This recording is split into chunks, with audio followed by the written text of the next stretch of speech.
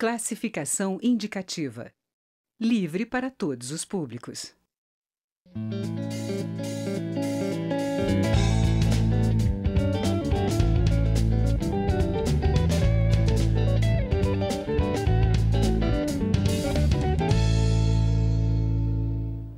Olá!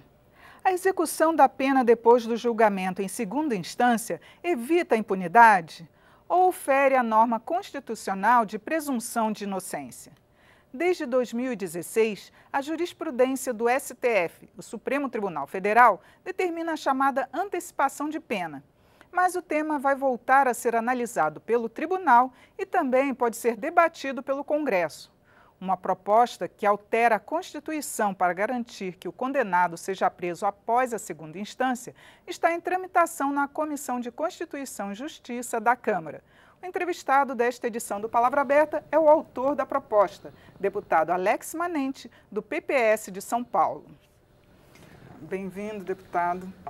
Bom, esse tema que está sendo tão discutido agora, não só no Supremo, mas a população começa a falar também, e a gente viu que teve uma pesquisa que foi feita pelo Datafolha mostrando que 57% da população é favorável a essa prisão em segunda instância.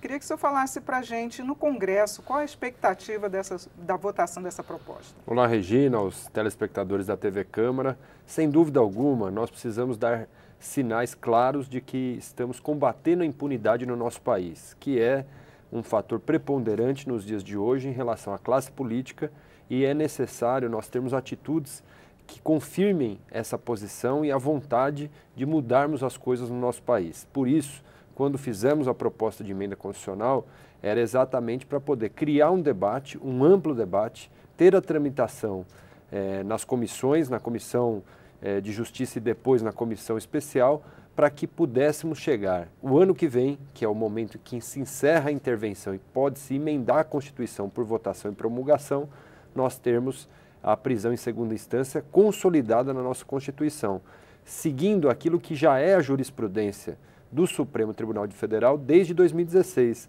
Mas nós não podemos ficar aguardando o sabor dos ventos no Supremo para poder modificar a cada momento essa decisão. E esse debate precisa se encerrar no nosso país com a Casa Legislativa cumprindo o seu papel. Agora, esse ano a gente tem a intervenção no estado do Rio de Janeiro e por isso não pode ser votada a proposta de emenda à Constituição. Ela vai ser então só debatida? Como é que vai ser isso? Na verdade, toda proposta de emenda à Constituição, ela tem um trâmite burocrático a seguir dentro da casa. Então nós temos que passar pela Comissão de Justiça, muito provavelmente uma comissão especial será criada, os líderes de todos os partidos apontarão seus membros para poder debater e deixá-la pronta para a votação no momento oportuno. E vai coincidir, na minha opinião, com o fim da intervenção e com uma nova legislatura, o que também dará para simbolizar aquilo que você trouxe dos dados da pesquisa Datafolha. No momento eleitoral, esse será um debate que ocorrerá e que obrigará os candidatos aos cargos como deputado federal a terem posição clara sobre esse tema para termos um Congresso novo capaz de votar. Sinto que hoje nós temos uma grande dificuldade, porque os grandes partidos estão envolvidos nessa lama de corrupção no nosso país, PSDB, PT, PMDB, acabam bloqueando a chance de prosperar essa emenda constitucional.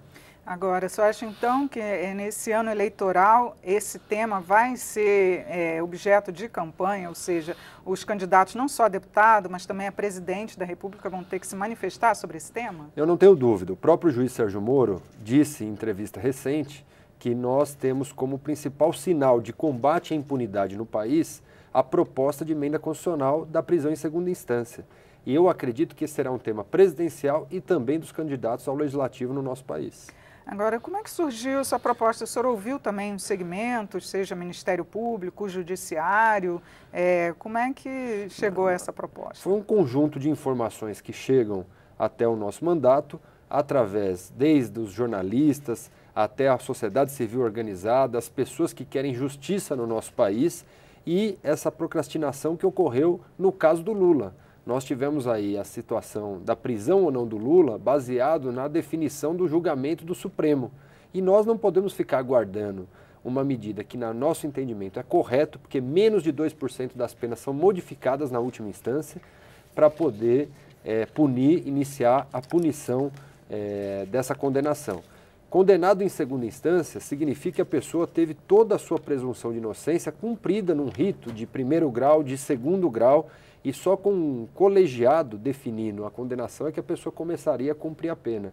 Então, é uma maneira de não deixar aqueles que são ricos e poderosos comprarem os advogados mais caros e, consequentemente, procrastinarem a decisão, gerando, inclusive, a prescrição.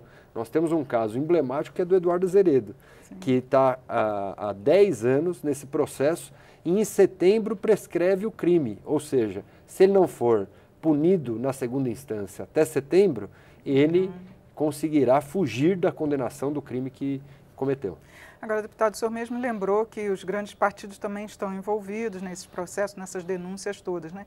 E o senhor acredita que os pequenos partidos vão conseguir levar adiante a tramitação de uma proposta dessa? A tramitação, creio que sim, até porque existe uma mobilização. Essa pesquisa é animadora para todos nós. Nós temos aí mais da metade da população que pressiona os seus representantes para poder inserir na Constituição essa medida, e eu acredito que isso fará com que os deputados, no momento eleitoral, também tenham que dar a sua satisfação ao eleitorado.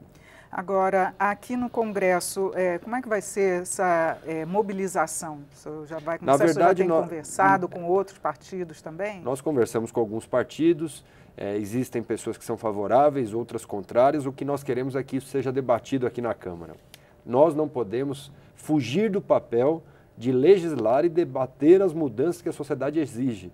E por isso nós estamos no foro adequado, a Câmara tem esse papel e nós vamos fazer toda a mobilização para que as pessoas se posicionem favoráveis ou não a esse projeto. Agora o STF ele vai voltar a debater esse tema, não é? Ele tem que julgar novamente. Corre até o risco de mudar a interpretação. Se mudar, também não corre o risco de se permanecer e aí realmente não ser aprovado aqui no Congresso? Exatamente por conta dessas mudanças que podem ocorrer a qualquer momento no Supremo, por conta das ações diretas de constitucionalidade, é que a Câmara precisa se posicionar. Eu estou observando, inclusive, a medida do PEN, que é o partido que ingressou com a ação direta de constitucionalidade na questão da prisão em segunda instância, tentando retirar por uma casualidade em relação ao Lula, porque ele é contra o Lula, ele quer tirar a ADC. Na verdade, nós não podemos ficar sujeitos à casualidade, e é isso que a nossa emenda constitucional propõe, inserirmos na Constituição para não ficar ao sabor da nossa vontade pessoal as definições jurídicas e criminais do nosso país. Deputado, muito obrigada por seus esclarecimentos aqui no programa. Eu que agradeço, estamos à disposição. Eu conversei sobre a possibilidade de prisão em segunda instância com o autor da proposta, deputado Alex Manente, do PPS de São Paulo. Assista esta e também as outras edições em nosso site, câmara.leg.br/Palavra Aberta. Eu sou Regina Assunção e agradeço a sua audiência. Até a próxima.